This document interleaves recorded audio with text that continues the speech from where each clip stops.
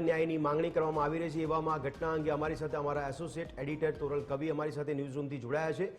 તોરલ, ખાસ જણાવશો કે આ પ્રકારની ઘટનાઓ ક્યારે અટકશે? કારણ કે ગુજરાત આમ તો 5 થી 6 ક્રમાંકે આવે છે બળાત્કારની ઘટનાઓમાં, રેપની ઘટનાઓમાં, અને તંત્ર દ્વારા વારંવાર દાવા કરવામાં આવે છે કે નરાધમોને છોડવામાં નહીં આવે, કડક કાર્યવાહી કરવામાં આવશે, પણ આ કાર્યવાહી સામે આખરે પીડિતાના પરિવારો તો ન્યાય માટે વલખા મારતા નજરે પડતા હોય છે। તોરલ, બિલકુલ ભદ્રેશ, ફરી એક વખત એવું કહી શકાય કે હેવાનિયતની સામે, બર્બરતાની સામે માસુમિયત પોતાનો જંગ જે છે તે હારી ચૂકી છે। 10 વર્ષની બાળકી, કલ્પના ન થઈ શકે એ પ્રકારની આ ઘટના આપણા ગુજરાતમાં જ્યારે ઘટી હોય ત્યારે ગુજરાતના દરેકે દરેક નાગરિકનું માથું શરમથી ઝૂકી ગયું હતું જ્યારે આ ઘટના પ્રકાશમાં આવી હતી, અને ત્યારબાદ તમામ લોકો એ આશા રાખી રહ્યા હતા, પ્રાર્થના કરી રહ્યા હતા કે તે બાળકીનો જીવ ગમે તે રીતે બચાવી શકાય।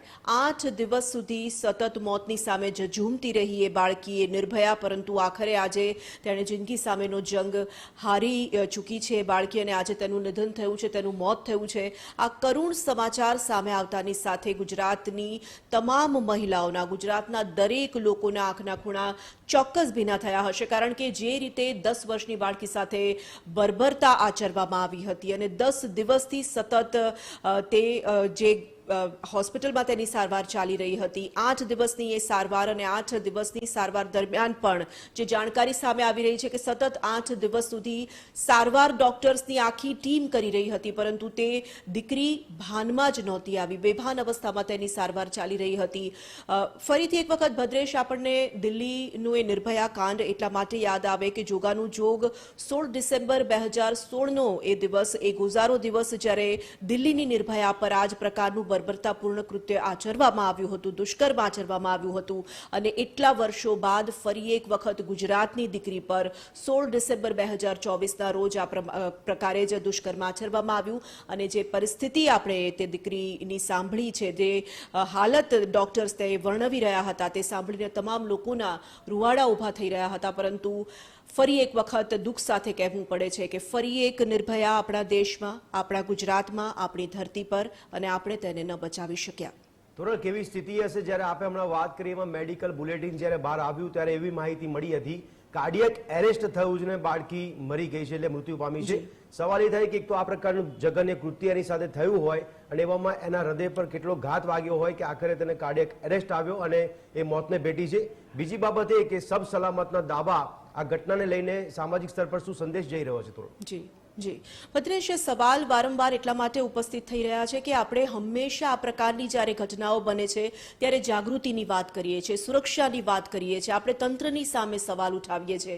તંત્રની જવાબદારી બેશક છે, તંત્રની જવાબદારી સૌથી પહેલી છે, પરંતુ ક્યાંક ને ક્યાંક માનવતા મરી પરવારી હોય તેવું હવે વારંવાર લાગી રહ્યું છે, કારણ કે આ પ્રકારની ઘટનાઓ વારંવાર સામે આવે છે, છાશવારે બને છે।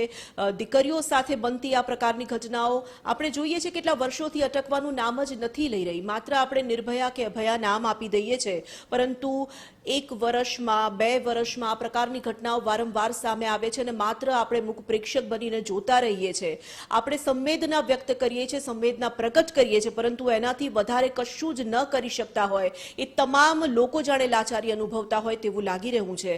8 વર્ષની બાળકી હોય, 8 માસની બાળકી હોય કે 80 વર્ષની વૃદ્ધા હોય, આપણા ગુજરાતમાં, આપણા દેશમાં સુરક્ષિત કેમ નથી, તે સૌથી મોટો સવાલ તમામ મહિલાઓના મનમાં ઉપસ્થિત થઈ રહ્યો છે।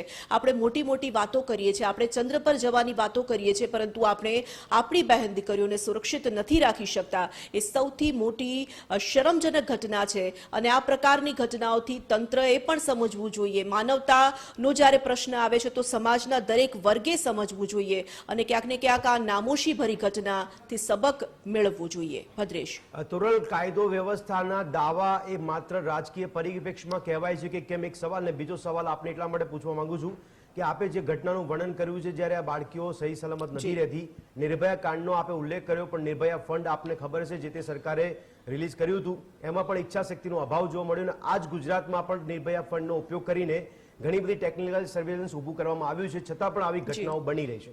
સવાલ એ થઈ રહ્યો છે કે આ ઘટનાથી પુરુષ પ્રધાન સમાજને શું સંદેશ આપવા માંગશો? તોરલ, બિલકુલ ભદ્રેશ, તમે જે વાત કરી રહ્યા છો કે આપણે નિર્ભયા કાંડની વાત કરીએ જે દિલ્હીમાં ઘટી હતી, કે આપણે ગુજરાતમાં અત્યારે ફિલહાલ જે ઘટના સામે આવી રહી છે તેની વાત કરીએ.